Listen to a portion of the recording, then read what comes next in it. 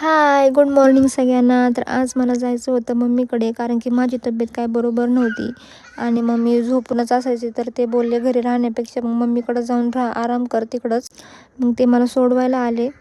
इकडं आल्याबरोबरच स्वामीची लगेच मस्ती चालू झाली आणि लगेच तो बाहेर खेळायला गेला होता. मी माहेरी आली की माझ्यापेक्षा जास्त मजा तर स्वामीचीच असती. खाण्यापिण्याची, हिंडण्या फिरण्याची मजाच मजा राहते त्याची तर. आज मग मम्मीने पोळ्याचा स्वयंपाक केला होता. मग जेवण वगैरे केलं आणि दुसऱ्या दिवशी मला मग हॉस्पिटलला जायचं होतं. मग उरकले आणि निघाले आणि वाघोलीचं ट्रॅफिक तर काय बोलायलाच नको. वाघोलीत मरणाचं ट्रॅफिक राहतं, वैतागते माणूस तिथंच. ट्रॅफिक कधी कमी होईल माहिती नाही.